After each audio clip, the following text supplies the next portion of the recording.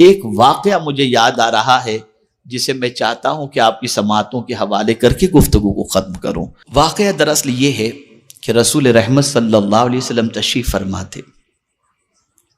دیکھیے اللہ والوں کی فکر میں آپ کو بتا رہا ہوں، اللہ والوں کی فکر سب سے بڑی یہ رہی کہ وہ ہمیشہ غریبوں کے ساتھ رہنا پسند کرتے ہیں۔ ان کا کھانا غریبوں کے ساتھ، ان کا اٹھنا غریبوں کے ساتھ، ان کو غریب بہت پسند رہے۔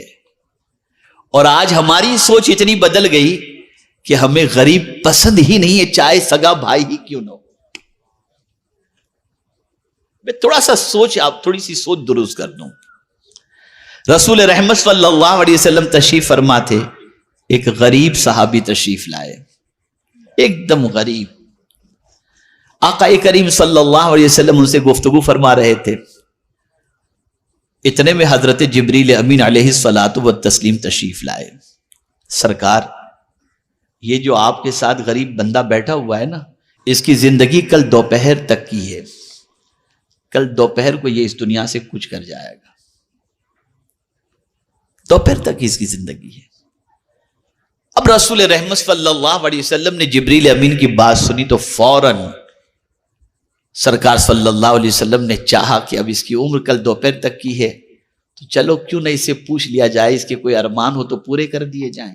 سرکار نے فرمایا، میرے صحابی، میرے غلام، کوئی تیری تمنا ہو تو بتا، کوئی حسرت ہو تو بتا۔ اسے یہ نہیں کہا سرکار نے کہ کل دوپہر تک تیری زندگی ہے، لیکن حضور نے فرمایا تیرے کوئی ارمان ہو تو بتا۔ عرض کرتا ہے حضور دو ارمان ہیں، زندگی میں کبھی میٹھا کھایا ہی نہیں تو مجھے میٹھا نصیب ہو جائے، اور لوگوں کو شادی شدہ دیکھتا ہوں تو دل میں ارمان پیدا ہوتے، کاش میری بھی شادی ہو گئی ہوتی، لیکن میں اتنا غریب ہوں، کوئی لڑکی مجھے دے گا نہیں۔ سرکار نے فرمایا فکر نہ کر۔ صحابہ کو بلایا سرکار نے، کسی سے کہا میٹھے کا انتظام کرو۔ ایک صحابی کو بلایا، تیری لڑکی کا رشتہ میں نے ان کے ساتھ کر دیا ہے، تیاری میں لگ جاؤ۔ یہ سارا اہتمام سرکار صلی اللہ علیہ وسلم نے کیا، نکاح بھی ہو گیا، سب کچھ ہو گیا، میٹھے کا بھی انتظام ہو گیا۔ اب دوسرے دن دوپہر کے وقت حضور صلی اللہ علیہ وسلم نے سب گھر کا بھی انتظام کر دیا، سرکار نے، سب کچھ ہو گیا، وہ چلا بھی گیا، شادی بھی ہو گئی، بیوی کے ساتھ آرام سے وہ صحابی ہیں۔ دوپہر کے وقت حضور صلی اللہ علیہ وسلم نے اپنے ایک صحابی سے فرمایا، ذرا جا کے اس گھر میں دیکھ، کوئی آواز تو رونے کی نہیں آ رہی ہے۔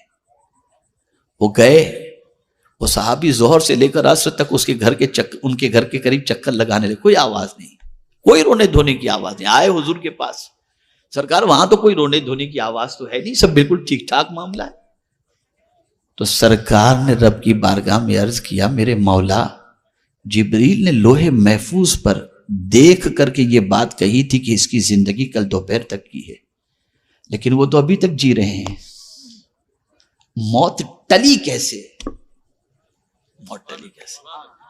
تو سرکار صلی اللہ علیہ وسلم سے رب نے فرمایا، میرے محبوب، تقدیر میں تو میں نے لکھ ہی دیا تھا کل دوپہر تک، لیکن جب اس کے سامنے میٹھا آیا، اسی وقت میں نے ایک سائل کو دروازے پر بھیجا کہ جا کر کے میرے نام پر اس سے مانگ۔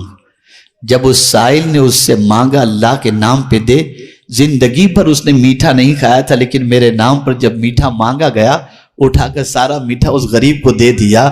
تو غریب نے جاتے ہوئے یہ کہا، اللہ تیری جوڑی سلامت رکھے اور ڈھیر سارے تجھے بچے عطا فرمائے، میں نے اس غریب کی دعا کی وجہ سے اس کی موت کو ٹال دیا۔ میرا یہ ایک ایسا اہم موضوع ہے، زندگی رہی تو میں صرف غریبوں کی اہمیت پر آپ کو بتاؤں گا،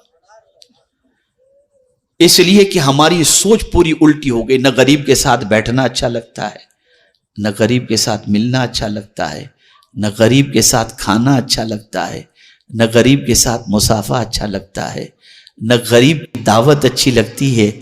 بس یہ ہماری سوچ ہے، اور یہ اتنی بودی سوچ ہے، اتنی بودی سوچ ہے کہ اس بودی سوچ کی بنیاد پر ہم زوال کے شکار ہیں، ہم زوال کے شکار ہیں۔ سوچ بدلو، فکر بدلو۔ انہی کلمات خیر پر میں اپنی گفتگو کو ختم کرتا ہوں اور دعا کرتا ہوں اللہ تعالیٰ سب سے پہلے مجھے توفیق دے، پھر آپ کو توفیق دے، سنی دعوت اسلامی کا ماحول بنائیں، سنی دعوت اسلامی کے قافلے میں جائیں، سنی دعوت اسلامی کے اجتماعات میں شریک ہوں،